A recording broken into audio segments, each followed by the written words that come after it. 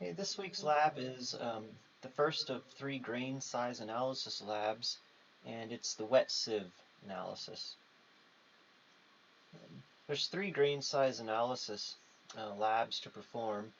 There's a wet sieve analysis where you wash your soil sample through a screen. There's a dry sieve or mechanical sieve analysis where you set up a series of or a stack of individual um, sieve pans in descending size and agitate them, shake them to separate out your sample. And then there's a hydrometer analysis performed on the fines that pass through the finest number 200 sieve, and we suspend those particles in a solution. The principle behind the hydrometer is that if your particles are of the same relative density, which they should be, a larger particle falls through a solution faster than a smaller particle. And it's Stokes' law, and it changes the density of the fluid, and that density is measured with a hydrometer. But this week we're going to be performing just the wet sieve. So this chart on the right is something we've looked at before. It comes straight out of the textbook. And this diagram on the left is just an example of kind of the mechanical sieve where we set up a series of pans in descending order. And what we're essentially doing this week with our wet sieve is we're separating out, I guess, just one line along that dimension of a number 200. And remember, the 200 represents that there are 200 linear or openings per linear inch. It's not 200 openings per square inch. That's a common mistake people will make. And that 200 sieve number essentially separates out your sands and anything bigger above it, which would get retained on top of that number 200 sieve. And stuff that goes through it or gets washed down through it would be your fines, right? Your silts and your clays. And over here in this chart out of the textbook of the different classification systems, remember these were the three that we're going to primarily concern ourselves with this semester. The AASHTO up here on the top star, the USDA, which is the Forest Service, that's the soil texture triangle that we've been working with these first couple weeks. And then kind of the main one that we'll get to this semester, the USCS, or the Unified Soil Classification System. And if we look at that number 200 delineation mark, they're pretty consistent with one another, where 200 sieve up here in AASHTO separates out your sands from your fines. That's also the scenario down here in the USCS, where your sands and your fines are separated by 200, and it's a little different on the USDA. Looks like they run a slightly different classification of sand down into a very fine classification. So your silts and your clays, right, your fine soils don't start till down here around probably 0.05 millimeters in dimension. So it's a pretty basic test, this wet sieve procedure that we're going to be doing this week. The first step is to prepare the sample, and to do that you have to oven dry an original soil sample so there's zero moisture in it, and you then determine the mass of that sample, and you've already done that, right? We did that last week when we prepared these samples after the mass volume exercise we performed.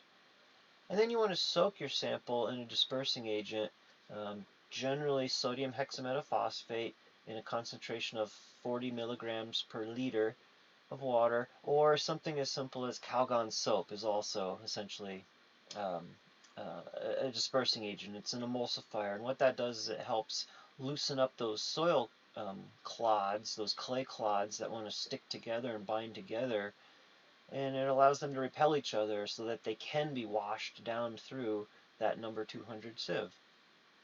Okay, this week then we're going to be performing the sieving, and just like the picture shows here, it's done in a wet condition. And you want to wash the sample in a sink under a slow, steady flow of water.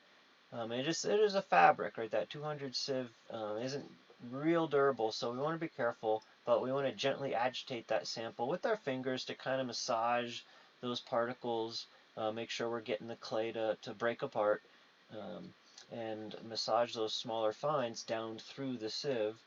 You want to be careful that you don't overflow your sieve. We do use these taller deep dish sieves. These are 4 inches tall, so they can hold quite a bit more water, but we want to make sure we don't overflow them, because then you're going to be losing some fines that aren't going to register on your scale.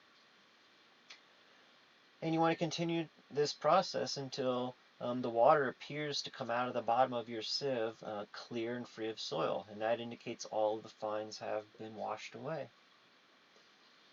Right, then the next step is to dry the sample. So we're going to transfer the remaining or the retained soil particles to an oven-safe bowl. And it's okay, it's going to be full of a lot of water because we're using water to wash it out of that deep dish sieve.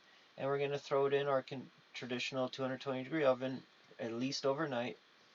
And then we're going to come back and measure the dry mass of the remaining soil. And that remaining soil, the retained particles, right, is the amount of sand that was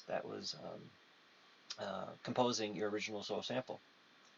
And then the last step is just to perform the calculation, and it's a pretty basic calculation. We're going to calculate the percent of fines and also the percent of sand from the original soil sample. And the percent of fines is simply your original soil mass minus your retained soil mass divided by the original soil mass. And because our units are in percentage form, we're going to multiply it by 100. So then your sand, the percent of your original sample that was made up of sand is simply 100% minus what you determined for your percent of fines. And the only, I guess, kind of a note to make here is that the percentage of sand will also include gravel if there were any gravel particles present. Now generally the soils we're working with this semester are gravel free, or we actually remove the gravel from them prior to performing any of these experiments. But there could be a couple gravel particles retaining on your wet sieve this week. An example calculation is if our original dry sample weighed 498.57 grams, and this is the number that you have right now, right? We measured this number last Tuesday. After we perform the washing and we transfer the remaining or the retained contents into an oven-safe bowl and dry them, right? We're going to measure their mass out of the oven, and for example's sake, we're going to say that the post-sieving dry sample weighed 279.20 grams. So the percent of fines that made up this original soil sample is simply your original 498.57 minus your retained 279.20 divided by your original, gives you a 44% by mass of fines comprising your original soil sample. And if 44% of our sample is made up of fines, well, 100 minus 44 means 56% of that sample had to be made up of sand. And again, this is assuming that there's an absence of any gravel particles in that retained portion. So where this is practical is if we look back at our soil texture triangle from Lab 1, remember we had these 3 axes, your percent clay axis, your percent silt axis, and then down here in the bottom, your percent sand axis. Now this wet sieve analysis doesn't allow us to differentiate the amount of silts and clay in our soil sample. Those are both considered fines, they're both smaller than 200, and they're both going to get washed away. So all we're able to do is denote specifically how much sand is in our soil sample. And remember, these axes are labeled by percentages, and these percentages are by mass, not by volume. You know, soil is always expressed in terms of what its constituents are by mass. So in our last example, we determined we had 56% of our original sample made up of sand. Well, if we come to the 56th position along our sand axis, draw up that line in the appropriate direction, we know that soil sample has to occur along this line through our texture triangle, right? Because your clay, which is going to come along horizontally here, and your silt, which is going to come down from top right to bottom left, those two lines are going to have to intersect somewhere along this red line. So we've essentially isolated that our soil sample has to be one of these textures that falls along that 56% projection, sandy clay loam, or a sandy loam. And ideally what we should be able to do this week is use the wet sieve analysis um, to determine the potential textures of the particular soil that you're working with, and then go back and compare them with our week 1 determinations uh, that we came up with for texture based on the feel method. And this might be a pretty interesting analysis to see, how accurate your perception, right, your feel was able to determine particle constituents.